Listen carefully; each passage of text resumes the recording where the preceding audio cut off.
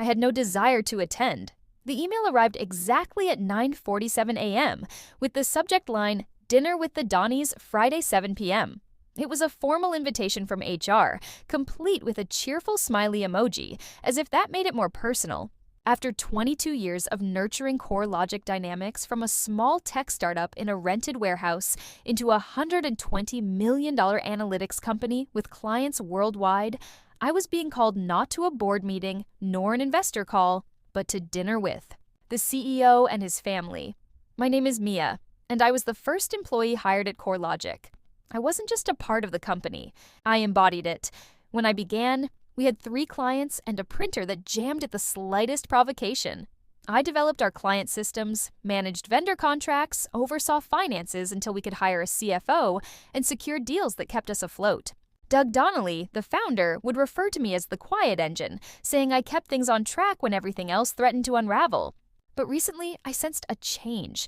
Doug had grown more aloof. My updates were skimmed rather than read. Our regular Monday meetings had shifted to bi-weekly calls that were sometimes postponed indefinitely. Then the interns arrived. Young, loud, tossing around buzzwords like confetti. I felt the chill before the window even opened. So, when I received the dinner invitation, I had an inkling, though I didn't anticipate just how frosty that air would be. The restaurant was one of those upscale downtown rooftops boasting pricey scallops and dramatic lighting. I wore a soft, navy blouse and the pearl earrings my daughter gifted me last Mother's Day. I looked respectable and executive, just as I always had.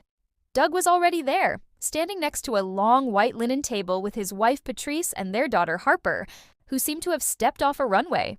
Blonde, polished. Not a wrinkle in sight, she embodied the LinkedIn CEO aesthetic in her linen pantsuit. "Mia!" Doug exclaimed, arms open wide. "So glad you could join us." "Wouldn't miss it," I replied, smiling as I took my seat across from him. My stomach tightened. Dinner began like any other executive gathering, too much wine and hollow compliments. Harper inquired about the company's early days, her tone light yet condescending. "It's amusing to think of you all working out of a garage or something," she giggled. I forced a smile. It hadn't been funny then. Doug cleared his throat. "Actually, Mia saved the company twice in the first 5 years. She secured that defense contract that brought us our first $1 million. Harper smirked. "Well, every company needs its building blocks." I should have walked out right then, but I stayed, curious to see how far they would push it. Halfway through, the main course of halibut over saffron rice, Doug clasped his hands on the table like a man offering an olive branch. "Mia, we've been doing some long-term planning," he said slowly. "You've played a crucial role in getting CoreLogic to where it is. Here it comes. But as we prepare the company for its next phase, we believe it's time to introduce a new generation. Fresh, energy, new vision." I kept my face neutral. "Harper just completed her executive leadership program at Stanford," he added with pride, as if I hadn't mentored 5 Ivy Leaguers already. "She has fantastic ideas about modernizing the brand, moving us into blockchain and AI. "Impressive," I replied calmly. "What's the transition plan?" He looked relieved. 6 weeks. She'll shadow you at first. We'll announce it formally after the quarterly call. Of course, there's a generous package. We want you to feel valued." That's when Harper leaned forward, fork in hand, eyes gleaming. "Time to step aside, Granny," she said with a smirk. "Let us take it from here." The table fell silent. Even Patrice's fork halted midair.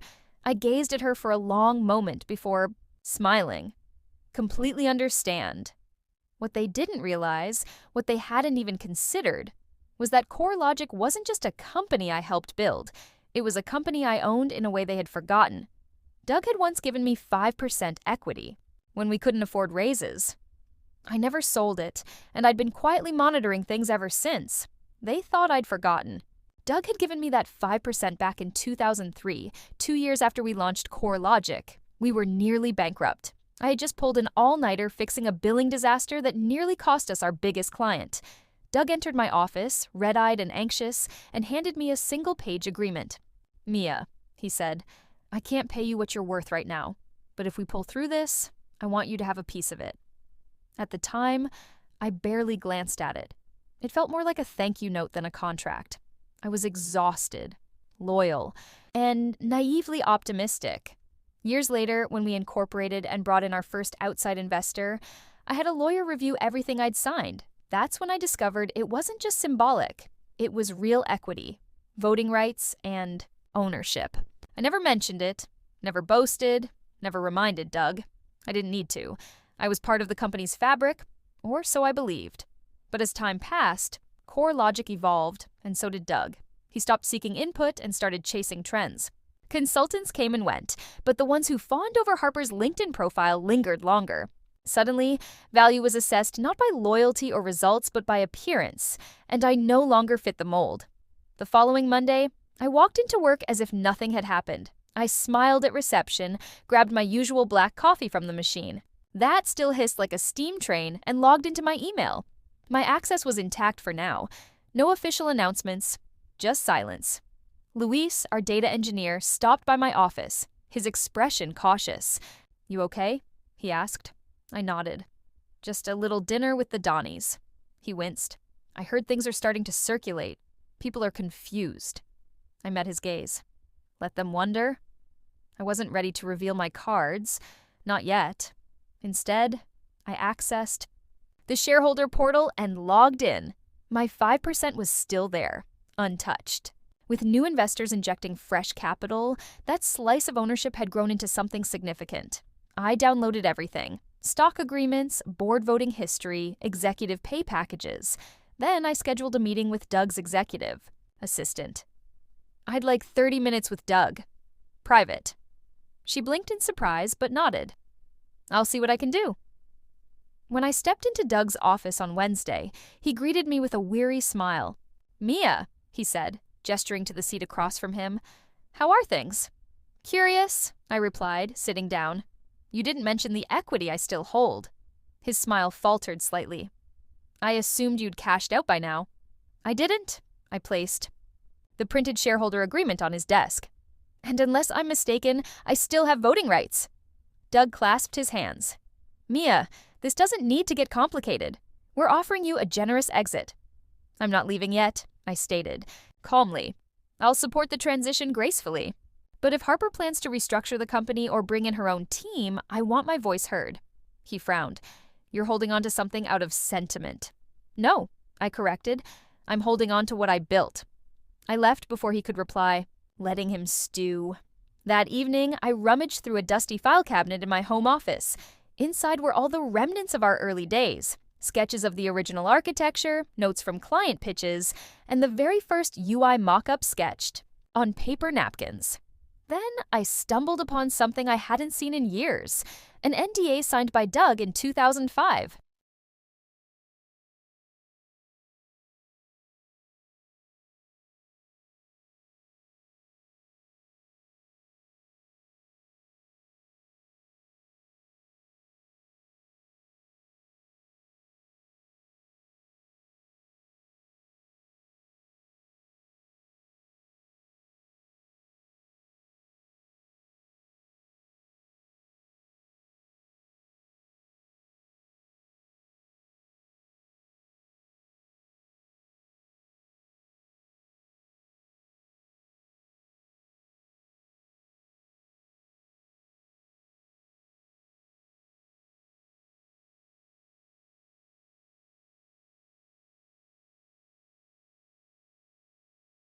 Acknowledging that several proprietary tools I'd developed for the company originated from my previous consulting work. Most people forget such details, but I don't. The next day, I met with Melissa, an old friend who is now a top-tier IP attorney. We grabbed coffee at a quiet bistro 2 blocks from CoreLogic HQ. I laid everything out. "Can I protect this?" I asked. She smiled as she flipped through the pages. "Mia, you own this, at least part of it. And with your equity, you've got leverage they didn't expect." I exhaled, feeling the weight of 2 decades lift slightly. "They think I'm a stepping stone." "Then let's show them," she replied, "that stones can crack foundations." By the end of the week, the whispers began. Why is Mia still here? Why is she so calm? Why hasn't Harper taken over yet? I smiled as I passed them in the hallway. They had invited me to dinner to script my ending, not realizing I was crafting the next chapter. By Monday, Harper had moved into my office. Not officially, of course, but she was lurking, arriving early, walking in with coffee and a forced smile like we were best friends. Her tone was syrupy, her questions loaded. She asked about vendor, relationships and back-end systems, but I could see it in her eyes. She wasn't there to learn. She was there to take over. "Do you always approve budget requests manually?" she asked, flipping through a report she barely grasped. "Always," I replied. "It catches errors. Automation doesn't." "But if we use predictive tools?" "Predictive tools are only as good as the data behind them. We still have legacy clients using decade-old systems. Garbage in, garbage out." She blinked, clearly unfamiliar with the concept, then smiled again. "You're a bit old school, huh?" There it was. I just smiled back. Old school kept this company afloat during 3 separate downturns, but feel free to learn the hard way. She didn't appreciate that. By Wednesday, she organized her first strategy meeting without me, sending invites to the leadership team while excluding my name. Luis forwarded me the invite. "Thought you'd want to see this." The subject line, "Read Vision 2.0, Core Logic's future begins now." Cute. I opened the agenda and immediately recognized her plan. A new branding initiative, hiring freezes in operations, potential outsourcing of back-end services. I laughed aloud. Outsourcing back-end services? Half our value came from that support. Clients didn't come to us for flashy dashboards. They came because we knew how to keep their systems running when everyone else failed. She didn't understand the company. She only knew of it, the version her father discussed over Sunday brunch. That afternoon, Doug approached my desk, something he hadn't done in years. "Mia," he said, adopting a politician's tone, "I want to ensure the transition goes smoothly. Harper's gaining a lot of visibility already." "Visibility isn't knowledge," I replied flatly. He paused. "You've always been the soul of this place?" "You invited me to dinner to extract the soul from it." Doug flinched slightly. "That's not what this is." "Then what is it, Doug?" "Because I built the systems. I kept the investors calm. I held your company together while you took sabbaticals. In Napa." Silence. "I know about the Series C dilution," I added. "You're prepping the company for acquisition." His eyes widened. "How?" "I've been here long enough to recognize the shifting winds." He didn't deny it. He just looked down, at the floor. We had to make tough choices. The board wanted a fresh face, a new story. "A story you believed didn't include me." He hesitated. "We're offering you a package." "I'm not interested in your package," I stated. "I want what I'm owed." I walked away before he could respond. Back in my office, I emailed Melissa. "I want the provisional patents filed by the end of the week. Not just the old architecture, but the improvements I've developed over the years. I wasn't sabotaging the company. I was drawing a line. Anything that bore my fingerprints would be legally protected." Thursday morning, I found Harper at the whiteboard, mapping out her new client retention model, which was almost a verbatim lift from a strategy document I'd written 6 years ago. She must have dug through the archives. When she noticed me watching, she smiled.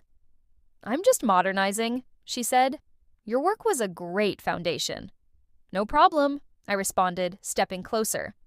"Just make sure you cite your sources." "Plagiarism doesn't look good on quarterly reports." Her smile faltered. By Friday, the IT team was murmuring. Vanessa, my operations lead, cornered me in the break room. "They're nervous," she whispered. "Harper's pushing changes that don't make sense, and Doug's not saying a word." "Because he's not in charge anymore," I replied. "He just doesn't realize it yet." Vanessa looked at me. "What are you doing, Mia?" "Setting the table," I replied. "For what?" "For the storm," I said. "But it's okay. I plan to smile through it." That evening I sat on my porch with a glass of red, wine and my laptop open. The emails were already drafted. One to the remaining 3 board members, reminding them of my equity and the original shareholder clause requiring unanimous consent for structural changes. One to Technova Systems, a company we nearly acquired. Last year that was now thriving. I had a good relationship with their CEO and wanted a meeting. And one final email to myself with the subject line, leverage. I was storing everything just in case. I didn't want a war. I wanted recognition. But if they continued to push me, they'd discover just how old school I could be. The official announcement came on a Tuesday morning during a mandatory all-staff meeting. Harper stood at the front of the auditorium with a wireless mic, pacing like a TED speaker while a slideshow filled with stock photos and vague slogans played behind her. Vision, velocity, victory. Doug introduced her with a warm smile, calling her a breath of fresh air. Harper beamed and thanked him like she had just won a beauty pageant. Then she turned to the staff and declared, "It's time for a new chapter, a younger, leaner, and more innovative core logic." There it was, not even subtle. I sat in the second row, arms crossed, observing the faces around me. Most tried to mask their discomfort. Vanessa looked stunned. Luis wouldn't meet my gaze. Then Harper gestured toward the projector, and a slide appeared with the words, "Organizational Streamlining Plan, Phase 1. My jaw tightened. The slide outlined a restructuring plan, cuts to back-end operations, outsourced IT functions, merging. Departments, and worst of all, legacy management transition, meaning me. They didn't even mention my name. After the meeting, Harper approached me in the hallway, alone and self-assured. "I hope you'll handle this gracefully," she said, her voice low. "It's what people expect of veterans." I tilted my head. "You mean women who've outlasted 3 CEOs and built the systems keeping this place standing?" She didn't respond, merely smiled as if I were being difficult. That afternoon, HR sent an official separation package, an offer with many zeros, an NDA, and a clause stating I was to assist with a full knowledge transfer. That's when they crossed the line. I walked into Doug's office, package in hand. He braced himself. "Mia," he began.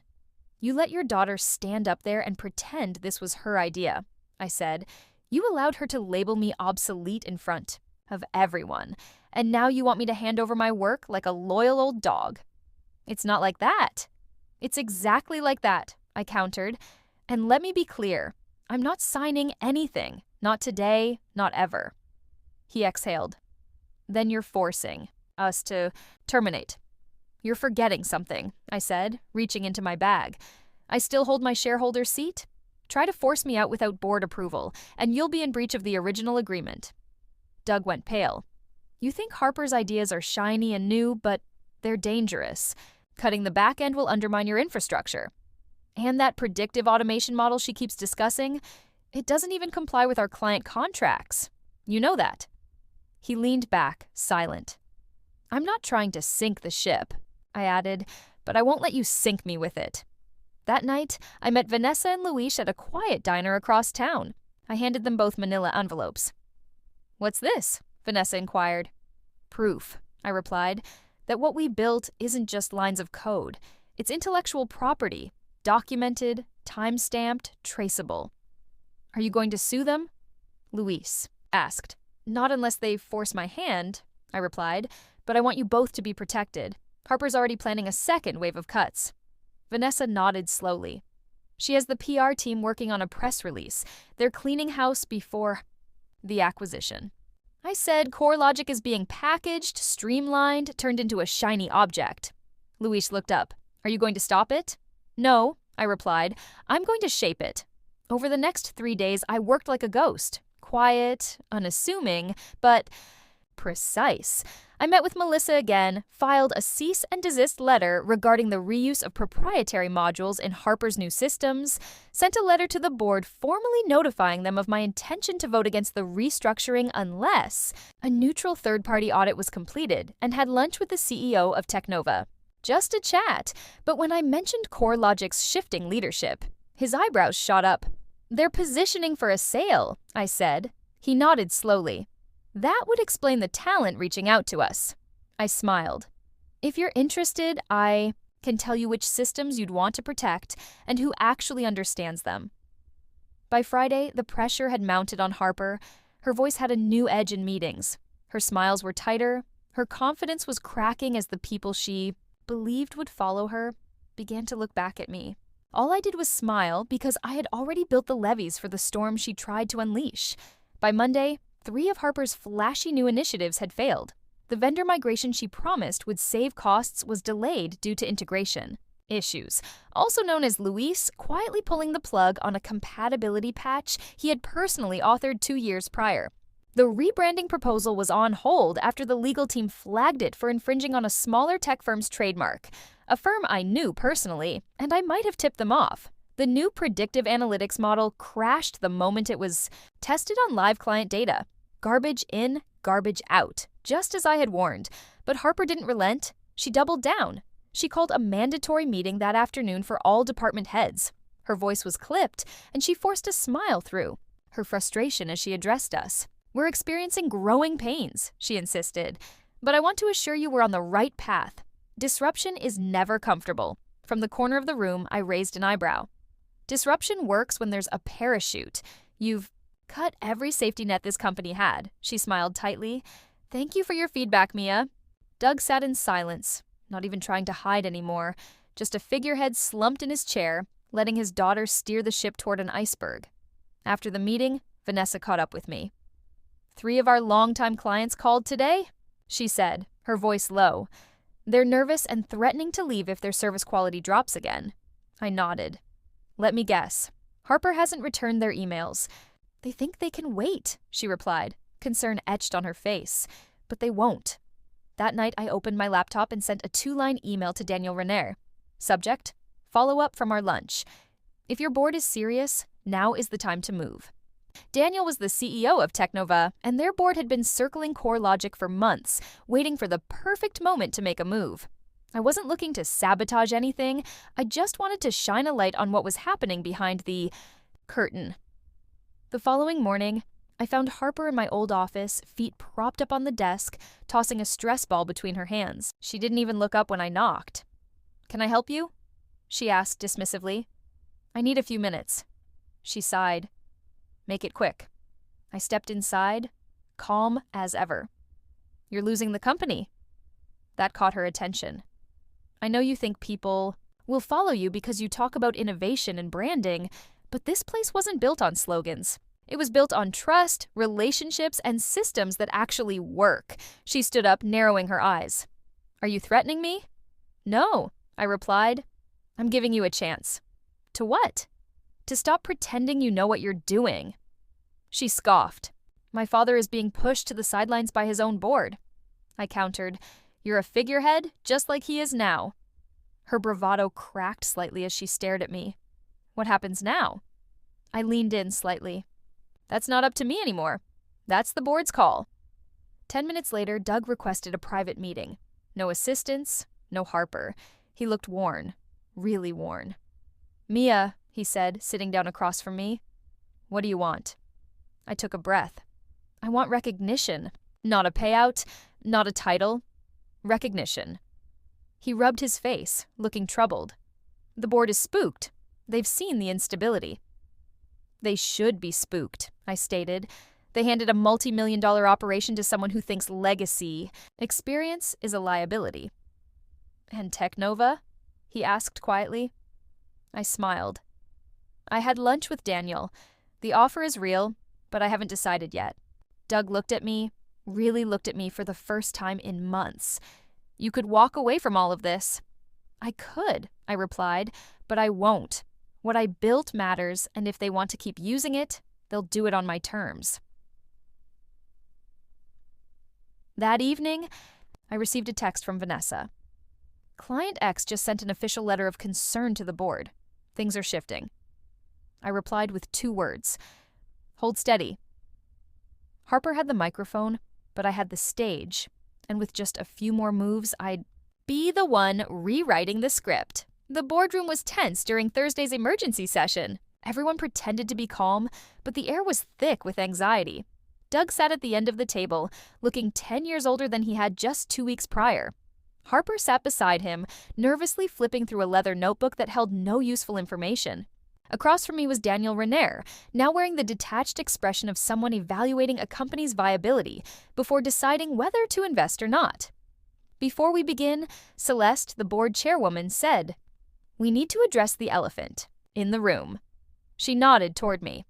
"Mia has brought to our attention several items, contractual, technical, and operational, that were not disclosed during our internal assessments of CoreLogic's transition phase." A few heads turned. Doug's face was stone. Harper glanced at me, finally understanding she had stepped into something much larger than her. Celeste continued, "As per our original shareholder agreement, Any attempt to restructure the executive function requires unanimous board approval if it affects stakeholders with more than a 3% share. She turned toward me. Mia, would you like to speak? I stood, composed and grounded. I'm not here to create chaos. I've never wanted that. I'm here because for over 2 decades, I gave everything to this company, and somewhere along, the way people started treating that as a weakness, something expendable. Harper's jaw clenched. I didn't look at her.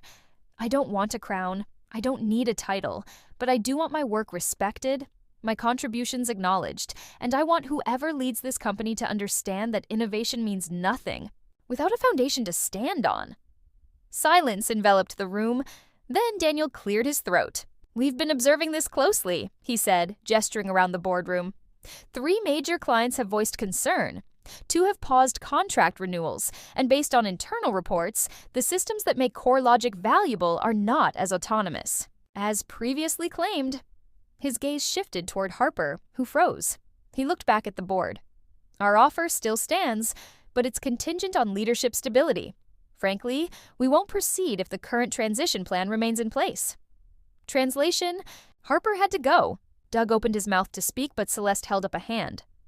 Let's take a 10-minute recess. People rose, whispering among themselves as they filtered into the hallway. I remained seated. So did Harper. She looked at me. Really looked. I didn't mean to destroy anything, she said, her voice small now. I met her gaze. You wanted to prove yourself. I get it. But you came in swinging without ever asking what we were swinging at. You treated people like obstacles and treated me like a footnote. She swallowed hard. What happens now? I leaned in slightly. That's not up to me anymore. That's the board's decision. 10 minutes later, we reconvened. Celeste stood and delivered the verdict like a calm judge. Effective immediately, Harper Donnelly is relieved of all transition leadership duties. Doug will remain in an advisory role during the acquisition period. Mia Carter, she turned to me, will lead a transitional advisory team, reporting directly to the board and our prospective partners at Teknova. I didn't smile. I just nodded. Later that week, I signed my consulting contract, securing 3 times my old salary, full autonomy, and authority over systems integration during the acquisition. Harper left quietly. No farewell email, no goodbye party. Doug shook my hand one last time in the lobby. I'm sorry, he said softly. I know, I replied. 2 months later, CoreLogic officially became part of Teknova. Most of the staff remained. I handpicked a new leadership team. Vanessa became director of operations, while Luis took over engineering. Half the company now reported to people I had personally trained. I didn't move back into my old office. Instead, I worked from a small home setup overlooking the lake. Twice a week, I walked barefoot on the deck with my coffee, watching the sunrise while client dashboards loaded seamlessly in the background. The systems I designed continued to hum quietly beneath the surface. One evening, I received an email from Celeste with the subject line, Legacy Mia.